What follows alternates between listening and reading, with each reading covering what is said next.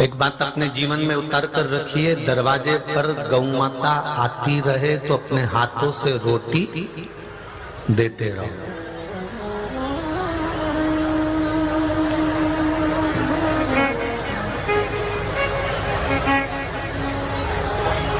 जिंदा हो तब तक अपने हाथों से तुम रोटी दोगे गौ माता को, मरने के बाद तुम्हारे निमित्त की रोटी गौ माता को दी जाएगी। बोलो सही है कि गलत है? जिंदा हो तब तक अपने हाथों से गौ माता की सेवा कर लो। जिंदा हो जब तक शिव मंदिर में जाओ, जीवित हो जब तक परमात्मा का भजन गाओ, जीवित हो जब तक परमात्मा की भक्ति को धारण करो, जीवित हो तब तक परमात्मा का स्मरण करो, जीवित हो तो किसी जीव पर दया करिए, करुणा करिए, उसकी सेवा करिए।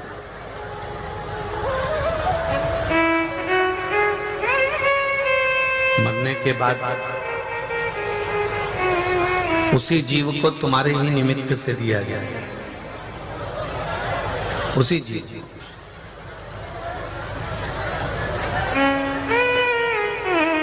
शिव कथा कह रही है, शंकर भगवान का कल कथा में कहा था आपको, 200 ग्राम भोजन मनुष्य करता है, उसमें से 25 बूंद खून बनता है, 25 बूंद खून में से 1 बूंद ताकत बनती है, और वो 1 बूंद ताकत हमें शरीर को चला देती है। उसी तरह 3 घंटे की कथा में से मात्र 1 क्षण की कथा हमें वैद्यनाथ बाबा से मिला देती है। वो 1 मिनट की कथा, 1 क्षण की कथा हमको चाहिए। ये चालू करो ना बाबू।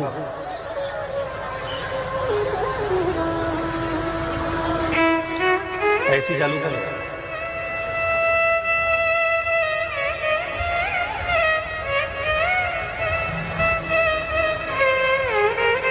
तीन घंटे की कथा में से मात्र 1 मिनट की कथा, मात्र 1 मिनट बहुत है उसका।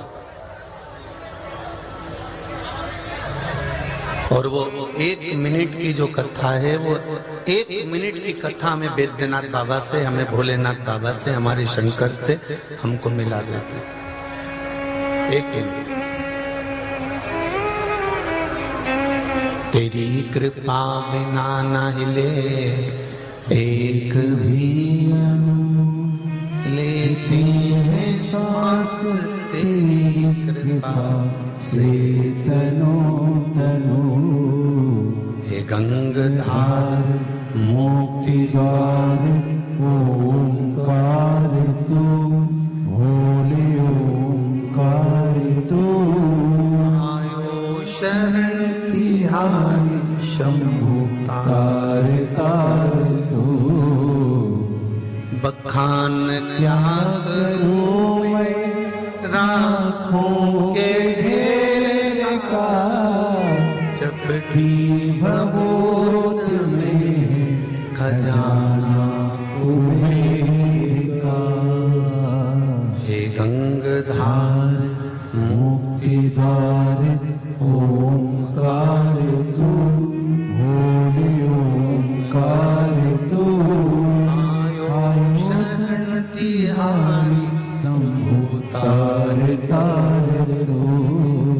एक मिनट का भी मिलना हमारा परमात्मा के उस क्रम में हो जाए। शिव पुराण कह रही है, भगवान देवादिदेव महादेव का चरित्र कह रहा है।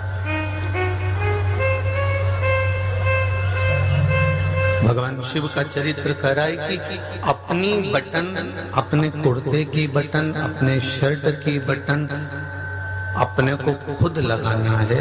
दूसरा जब लगाएगा जब आप बीमार पड़ जाएंगे। उसी तरह शिव महापुराण, भजन, कीर्तन, स्मरण, शिव मंदिर का स्मरण, भगवान का मंत्र जाप, भगवान का कीर्तन हमें खुद करना है। दूसरा तो जब करेगा,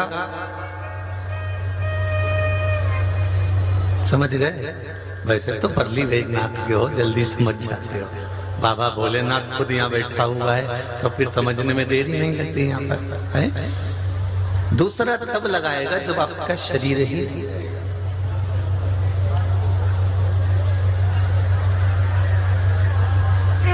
अच्छा। जीते जी गीता जी सुनना चाहिए कि मरने के बाद सुनना चाहिए? अरे बोलो तो जम के। जीते जी। गरुड़ पुराण, अरे बोलो तो। मरने के बाद तो मरीज जाओगे तो क्या खाक सुनोगे? है?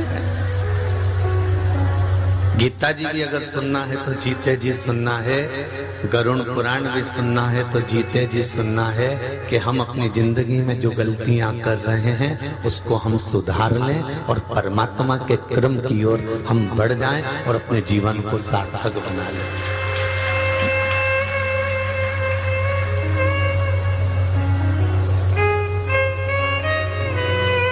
थोड़ा सा पुण्य कर कर, थोड़ा सा सत्कर्म कर कर, थोड़ा सा भजन कर कर, थोड़ा सा स्मरण कर कर हम उस परमात्मा से अपनी डोर बांध लें।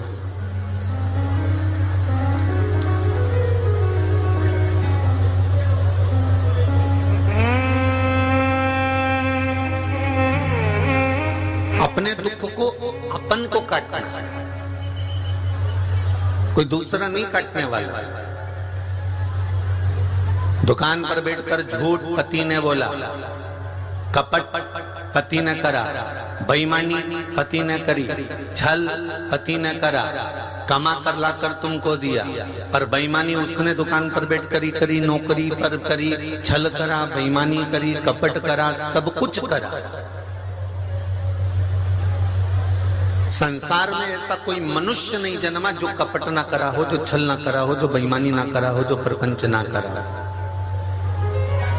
उसको अपने परिवार को पालना है, सब कुछ करना पड़ेगा।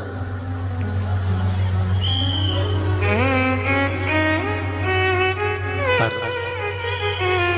कमाकर जो लाकर देगा वो अपनी धर्म पत्नी को लाकर देगा, तो धर्म पत्नी का एक फर्ज बनता है उसकी कमाई में से थोड़ा सा निकाल कर कहीं बाबा बैद्यनाथ में, कहीं भोलेनाथ में, कहीं शिव पुराण में, कहीं भागवत में, कहीं कन्या की शादी में, कहीं गरीब बच्चों के भरण पोषण में, कहीं किसी बच्चे की एजुकेशन में, कहीं किसी की औषधि में वो लगा दे।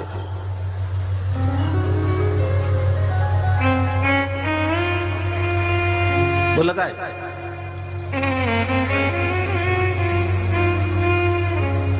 कमाना पति का फर्ज है, पर उस कमाई को सही जगह ले जाकर लगाना ये धर्म पत्नी का फर्ज है।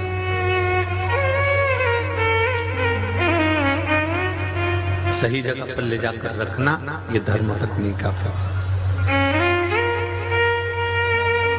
आपके घर में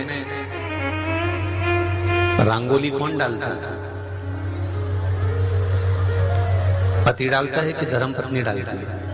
धर्मपत्नी, बेटियां, घर की बहुएं, घर की माताएं रंगोली को डाल देती हैं।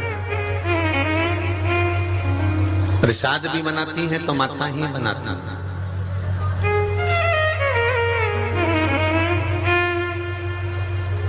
सातुड़ी तीज का सत्तू भी तैयार करेंगी तो माता ही तैयार करेंगी। कारण क्या है? क्या भोजन पति नहीं बना सकता है?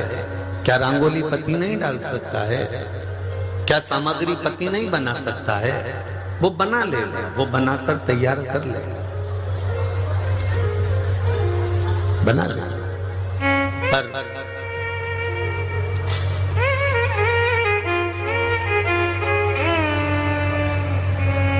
वो तैयार भी कर लेगा, बना भी लेगा, सब कुछ है, पर कारण केवल एक है कि माताएं जब कोई चीज सिद्ध करती हैं, माताएं जब कोई चीज बनाती हैं, माताएं जब कोई चीज को बनाने का प्रयास करती हैं तो वो प्रेम वश बनाती हैं, स्नेह वश बनाती हैं। ऐसा मोड़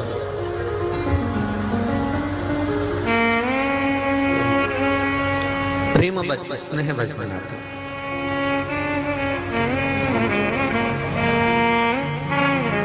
और जब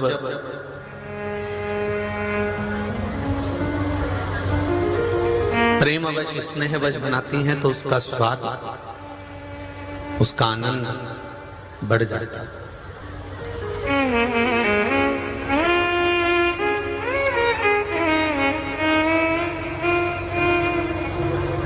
उसका एक आनंद, उसका एक सुख बढ़ जाता। शिव महापुराण भी यही कह रही है कि जब कभी मौका मिले और घर की कोई माँ, जैसे देवराज नाम के ब्राह्मण की माता, देवराज ब्राह्मण पत्नी बच्चों के साथ रहता था, पर एक वैश्या का संग मिल गया, एक वैश्या के संग में आ गया तो उसने सब कुछ बर्बाद कर दिया।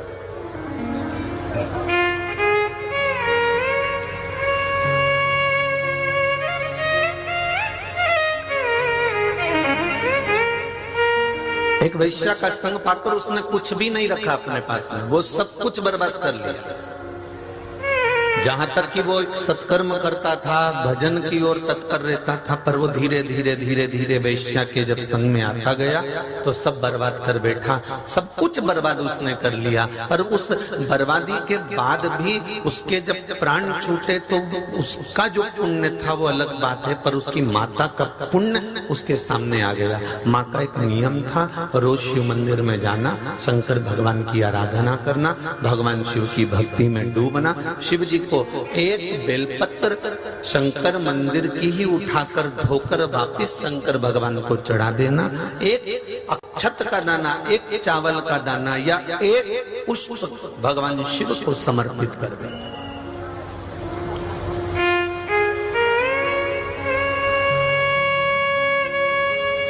और एक पुष्प भी अगर हम भगवान को दे रहे हैं, एक प्रश्न आता है, किसी ने एक प्रश्न लिखा है और आया हुआ प्रश्न का स्मरण हो कि कई लोग कहते हैं गुरुजी आप कहते हो कि एक चावल का दाना शिव जी को चढ़ा दो, या एक बेलपत्र चढ़ा दो, या एक पुष्प चढ़ा दो, या चंदन लगा दो।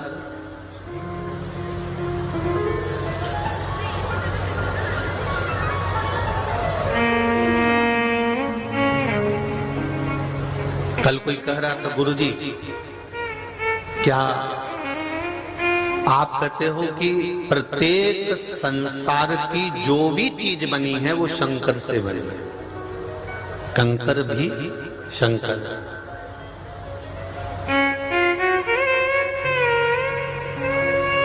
संसार की जो भी चीज बनी है वो शंकर से बनी है, तो क्या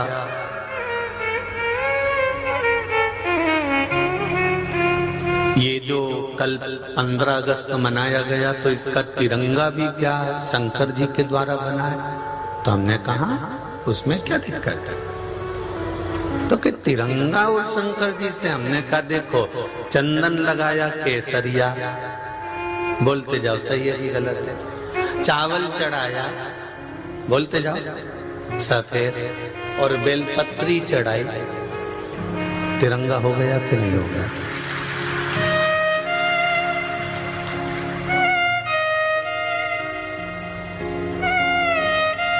और नहीं मानो तो किसी शिवलिंग में चढ़ा कर देख लेना, पहले ऊपर लगाओ चंदन, फिर बीच में रख दो चावल का दाना, और उसके बाद रख दो बेलपत्री। 3 कलर पूरे हो गए कि नहीं हो गए? केसरिया, सफेद और बेलपत्री से हरा। तो उनने पूछने वाले ने पूछा कि क्या तिरंगा भी शिव जी के द्वारा बना हुआ है? तो हमने कहा कैसे नहीं बना, तुम अंदाजा लगा कर बैठो, केसरिया चंदन और सफेद चावल का दाना और बेलपत्री हरी, ये 3 कलर मिलाकर मेरे भोलेनाथ जी ने तिरंगा आपको सुपुर्द कर दिया, इस राष्ट्र के ध्वज को आपको दे दिया। केवल उसको समझने वाला चाहिए, केवल उसको जानने वाला चाहिए।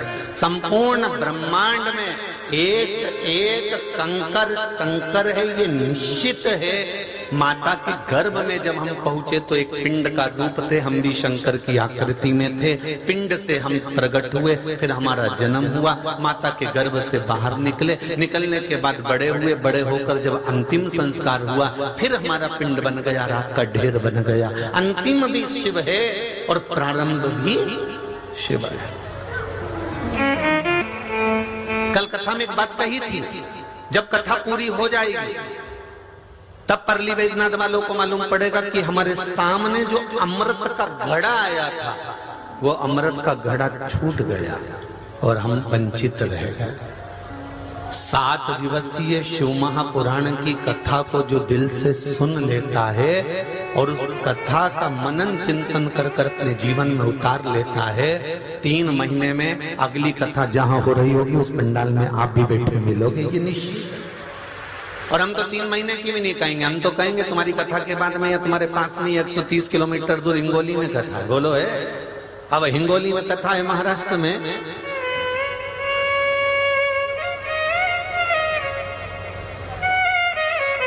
ये 21 को समापन होगी, वो 23 को चालू हो जाएगी, 29 तारीख तक चलेगी हरतालिका तीज शिव महापुराण की कथा। यहाँ अभिषेक शिव महापुराण चल रही। आप तो बाबा से इतनी विनती करके जाना, बाबा सीओर वाला महाराज सीओर नहीं पहुंचे, उससे पहले हम जब हिंगोली जाएं तो हमारी मन की कामना पूर्ण हो जाए और वहां जाकर हम भी हमारा पत्र पहुंचाए। ये विनती करो बाबा, ये निवेदन करो शिव जी से, ये भगवान शंकर से कहो।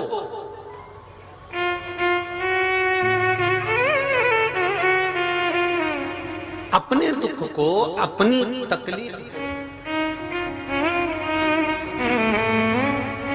इसको थोड़ा सा घुमा रहे बाबा, अपनी दुख को, अपनी तकलीफ को, अपने कष्ट को अपने को स्वयं को कहना। अच्छी करेंगे,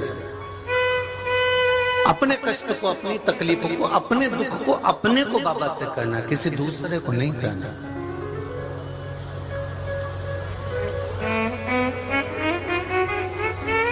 हम बाबा से अपने दिल की बात कहें।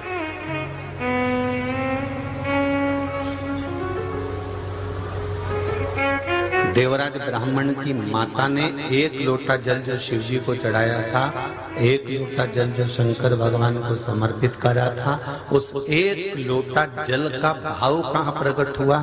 जो देवराज वैश्यावृत्ति में डूबा हुआ था, गलत काम में डूबा हुआ था, जो देवराज गलत कर्म करते करते मर गया था, उस देवराज को लेने के लिए कोई दूसरा नहीं, भगवान शंकर खुद नंदी लेकर पहुंचे थे। भले वो पापी हो गया, भले उसने पाप कर्म कर दिया था, भले वो बेकार कर्म कर दिया था, शिव महापुराण का महत्तम कहता है कि देवराज नाम का ब्राह्मण जब प्राणों को त्यागा तो बेलपत्री के वृक्ष के नीचे उसके प्राण छूटे।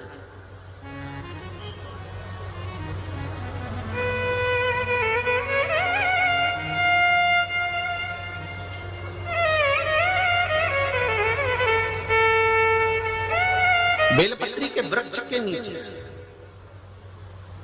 परली बैजनाथ जी की कथा है, बाबा बैद्यनाथ जी के चरणों में बैठकर कथा का रसास्वादन कर रहे हो, अभिषेक शिव महापुराण की कथा कर रहे हैं। इस कथा का एक बात अपने जीवन में उतार कर रखना,